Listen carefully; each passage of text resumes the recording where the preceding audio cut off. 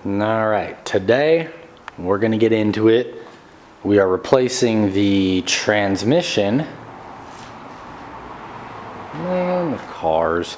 Replacing the transmission on the K5 Blazer. This is a 700 R4. So the deal here is I've been messing with this 700 R4 for a couple days now. The truck I just picked up, I knew the transmission was shot. The previous owner told me that he had rebuilt it and it wasn't shifting out of first gear at all. It was had first and reverse, that's it. So he probably thought he forgot a check ball or something, which is most likely the case because I checked out the governor, the TV cable, all that stuff, and it pretty much looks fine. So what I ended up doing is just gave up on it because it's 90 bucks at a junkyard for me to get a transmission, and it probably has a better shot of working than that one does. But what I did is I went to a junkyard, I found an 88 diesel Blazer, and I picked up this transmission.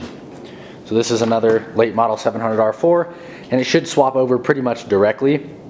Now someone did, I noticed in the junkyard the pan had been taken off, and someone had removed the temperature switch or the temperature sensor for the 4th gear lockup.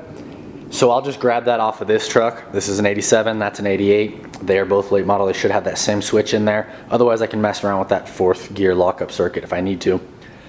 But we are going to start with this. I've got a lift, so it should be a lot easier. I shouldn't have to lay on the ground because I've got a stand-up transmission jack as well. I finally went and got one of those because I'm tired of lying around, rolling on the ground. But what I'm going to do first is I've got a siphon pump, so that right there is the transmission fill area. I can't think of the word right now, but it's the area where the oil for the transmission fluid goes. On these 700 R4s, they don't have a drain bolt. Kind of ridiculous, but they don't. So I'm just going to siphon all the fluid out of there to make it that much lighter when I'm carrying it around. So that's the first step, is I'm going to drain the fluid. And the drive shaft, the front one's already disconnected, so I'll just disconnect the rear after that. That's the first step. We've got the foreman in the shop inspecting, making sure everything's OSHA approved. But we've got the truck up on the lift, so let's get under here and let's take a look. So as you can see, front drive shaft, it's already disconnected. Here's the transfer case. I am going to drain the transfer case right now, just so that I don't got to deal with any fluid dropping down while I'm hanging out under here. So I'll drain all that. And then I'm going to remove the rear drive shaft first. We'll just get that out of the way. It's a couple bolts back here, probably 10 millimeter, somewhere in that ballpark. Oh, could be 11, I don't know off the top of my head. Could be a 10 or 11. We'll take that out, then it'll just slide out of over here, the slip yoke. And then I am going to probably, after that, I'll probably get the transmission supported, remove the cross member with a couple bolts here, and then I'll pull off the transfer case and we'll go from there. So first step is drive shafts. Drive shaft bolts were 7/16 by the way, not 12 or 11. So now I've got the drive shaft out. We've got the transmission supported with a jack here. But I was going to take the transfer case off next, but I'm not. I've got the speedometer cable out and the throttle linkage taken off.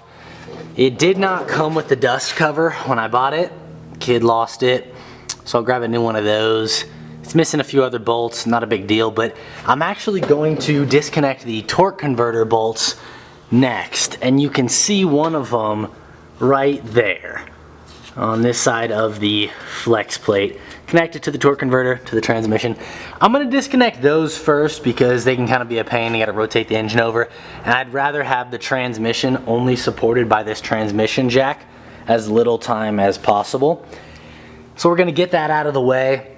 Then we will take off the cross member and leave it supported, and we'll lower it a little bit and we'll wiggle the transfer case off, and I'll take all the bell housing bolts off and the starter. So we're gonna do the torque converter right now. Quick check in here. All of the bell housing bolts are out, so I can spin the bell housing free without the flex plate spinning. It was a 15 millimeters what I used for that. Now I've got the cross member off. That was an 11/16 on the top, I believe, and let's see. Oh, 5/8 on the bottom. Now, I took that out of the way. These bolts were already missing when I bought it. Kid didn't put it back on, so whatever. Now I'm taking the transfer case off. He rebuilt the transfer case, supposedly. It does look like it has new RTV all over it, so he probably did. These bolts are not original. They are all, I'm using a 14mm just because I have a ratcheting box end wrench from one of these guys that's in 14, but I believe size that would work for that is also 9/16 would probably be the actual size. But we're just busting them out of the back of here on our transfer case.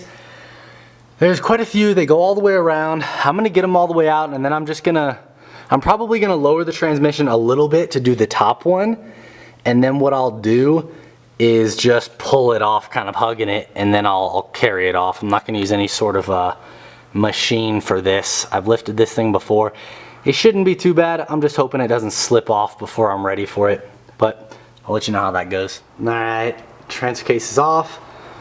Looks like the kid that I bought it from put a bunch of RTV back there. It's fine, I guess. It didn't leak, but there's the transfer case. Actually there should be one more bolt sitting right up here.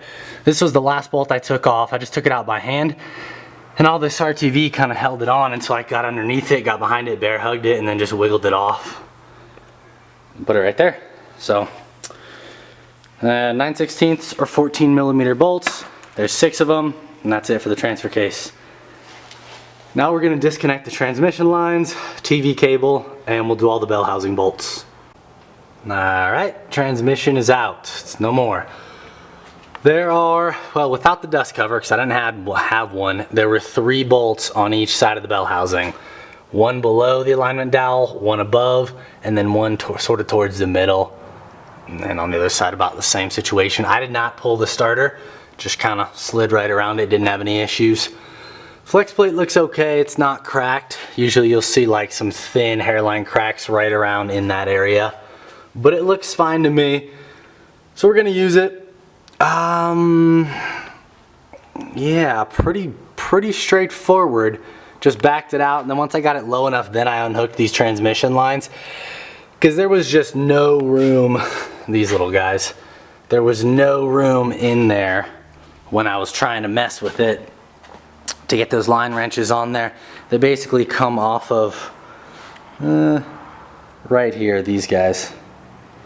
But this is the transmission sitting on the stand, and it does look like it has a newer torque converter. I don't really know. I'll look into it. I might use this one, but the one from the junkyard I got came with one as well. So I'll show you when I get into it in a little bit what I've got to do here. Basically, I need to get this one off the stand. I need to take the pan off, and I need to grab the temperature sensor for the 4th gear torque converter lockup. I got to put it in that one and make sure that one's not missing anything else, but it came with a throttle valve cable, so I've already got that attached. And it's pretty good, pretty much good to go. I'm just going to take these lines off, and I'll use my existing lines because someone cut these on the other end. Probably because they couldn't get these out without stripping them off, so they just cut it. But I'll replace it with mine. Okay, I want to show you guys something here. Hopefully the camera will pick this up, but